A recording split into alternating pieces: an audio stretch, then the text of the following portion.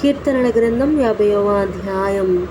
దేవాది దేవుడైన యెహోవా ఆజ్ఞయించుచున్నాడు. తూర్పు దిక్కు మొదలుకొని పడమటి దిక్కు వరకు భూనివాసులను రమ్మని ఆయన పిలుచుచున్నాడు.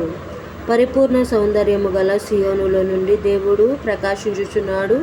మన దేవుడు వేం చేయుచున్నాడు. ఆయన మౌనముగా నుండడు. ఆయన ముందర అగ్ని మండుచున్నది. ఆయన చుట్టూ ప్రచండ వాయువు విసురుచున్నది.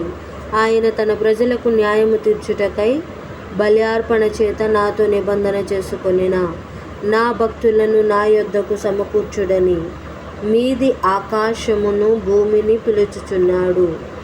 దేవుడు తానే న్యాయకర్తయ్య ఉన్నాడు. ఆకాశము ఆయన నీతిని తెలియజేయుచున్నది. నా జనులారా, నేను మాట్లాడబోచున్నాను, ఆలకించుడు. ఇశ్రాయేలు ఆలకించుము. నేను దేవుడను, నీ దేవుడను. నేను నీ మీద సాక్ష్యము పలికెదను. నీ బలుల విషయమై నేను నిన్ను గర్దించుటలేదు. నీ దహన బలులు నిత్యము నా ఎదుట కనబడుచున్నవి. నీ ఇంట నుండి కోడైనను నీ మందలో నుండి పొట్టేళ్లనైనను నేను తీసుకొనను. అడవి మృగములన్నయు 1000 కొండల మీది పశువులన్నయు నావే గదా. కొండలలోని పక్షులన్నిటినీ నేనెరుగుదును.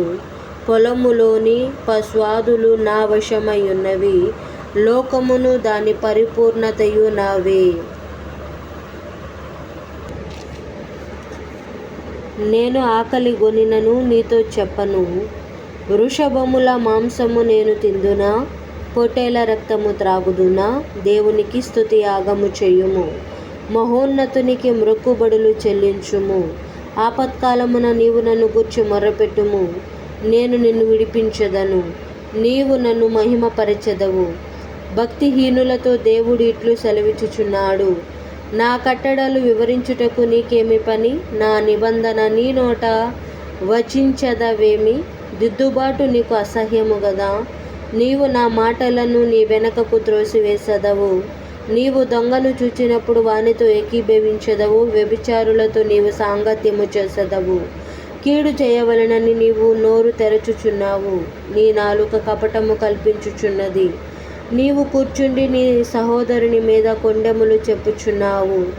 నీ తల్లి కుమారుని మీద అపనిందలు మోపుచున్నావు. ఇట్టి పనులు నీవు చేసినను నేను మౌనినై ఉంటిని. అందుకు నేను కేవలము నీ వంటి వాడనని నీవు అనుకుంటివి. అయితే నీ కన్నుల ఎదుట ఈ సంగతులను నేను వరసగా ఉంచి నిన్ను గద్దించెదను. దేవుని మరచువారులారా, దీని యోచించుకొనుడి. లేని ఎడల నేను మిమ్మును చీల్చివేయుదును. తప్పించువాడెవడును లేకపోవును. స్తుతి యాగము అర్పించువాడు నన్ను మహిమపరచుచున్నాడు. నేను వానికి దేవుని రక్షణ కనపరుచునట్లు వాడు మార్గము సిద్ధము చేసుకొనెను. నేను వానికి దేవుని రక్షణ కనపరుచునట్లు వాడు మార్గము సిద్ధపరచుకొనెను. దేవుడి పరిశుద్ధ వాక్యం మన వినికిడందు భద్రపరిచి దీవించునుగాక. ఆమేన్.